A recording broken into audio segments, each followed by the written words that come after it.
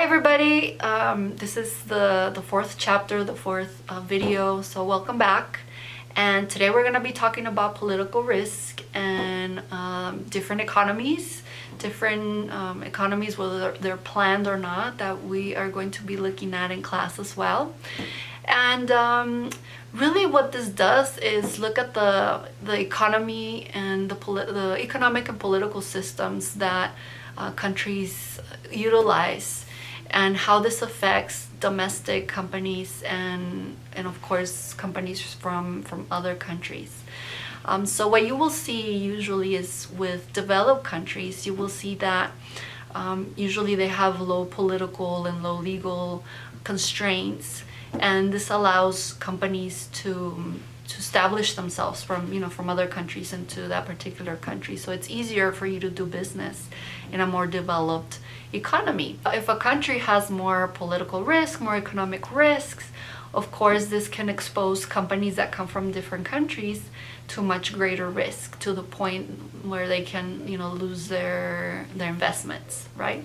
So we're going to be taking a look at the three major economic political systems that we have in the world. And as the world becomes of course more interconnected, these different types of systems fluctuate, they change, they're shaped in different directions, and of course they're not always perfect, they're not always 100% true for a country.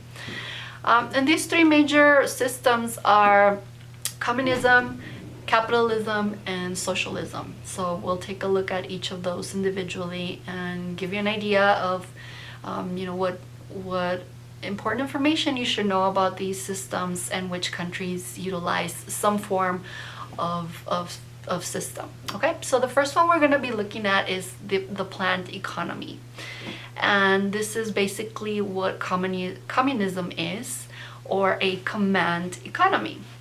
And so this is where you have the opposite of capitalism, and you really have government owning the factors of production, whether they are equipment or plants or businesses. They are owned by the government. The government makes all of the decisions at the top level and really acts on behalf of people, of society in general. And the reasoning behind this is because of wanting to have a fair society, or an equal, everybody's equal, everybody gets the same thing. So in its contradiction of wanting to be fair, consumers are not really the priority when it comes to producing products and services, nor are private citizens owning businesses. Those are not priorities.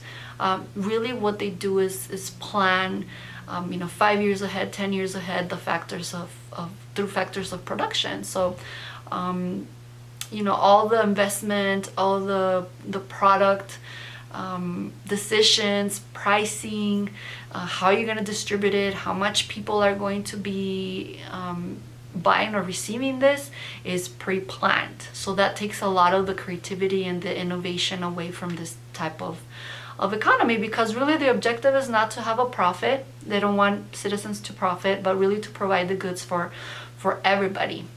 Again, having that equality and that fairness in behind the thinking of this particular system. So really manufacturing will focus more on military and security and political issues. So it's really about protecting the country, and so that's really what manufacturing is all about. Customers, again, they don't choose what they get to what they receive. And there's no incentive for businesses to make any specific profits. So some examples of these particular countries are North Korea, Laos, Vietnam, Cuba, Libya, Iran. They're still operating under this particular type of economy. Okay, so the second type of economy and political system is called free market, which is capitalism, and you're used to it because you live in a country that is probably one of the most capitalist countries in the world. Now, when you have free markets, of course, you have capital that is being owned by private citizens, and government takes a more passive role when it comes to producing things or setting regulations. So it doesn't mean that the government is not involved, but it means that they're taking a more passive role and allowing the free market to determine what products and what things are sold to the public. So really you have demand and supply determining what gets produced, what gets distributed, how it gets distributed, how it gets priced, and for whom, right? So it's kind of like the invisible hand of the market. And the interesting thing about the free market is that you have more business risk associated with this because of course you have private citizens that make their own decisions. You don't have government making decisions or planning those economies. Now you have a specific businesses that are making decisions about what to build, what to create, what to sell. And so there's a risk associated with losing an investment. Which makes it more interesting for people because there's more creativity, there's more innovation, and there are more opportunities to succeed, right? So there are different types of companies that can create products for businesses and for people. Of course, you have corporations, and corporations are owned by stockholders, and they get to plan again what they produce and how they produce it, how many of them, how to price it, and for whom these products and services will be for, who's their target. And they also have private owners who have businesses as well. One thing to keep in mind though for this particular class is that a lot of businesses, private businesses that are owned in many countries, in Brazil, for example, Mexico, the Middle East, you have family-owned businesses. So there's kind of a difference there when you're connecting with these businesses abroad and how you deal with them. But you can read more about it in the book, and I'll go over that in class about those differences. But again, I just want to emphasize that they do have more freedom on deciding the 4 P's: the product, the price, the place, and the promotion. And of course there's more competition, which makes this this particular system more effective because you're competing with other companies, which in turn allow you to want to make better products for people, want to innovate, want to lower your price and come up with something new, something better. So that gives that creativity, that freedom of creativity and taking risks. So some examples of countries that have some form of free market, of course, are the US, which is probably one of the biggest countries that have this type of system. The UK, you have Canada, you have Chile, you have Japan, you have Ireland, New Zealand.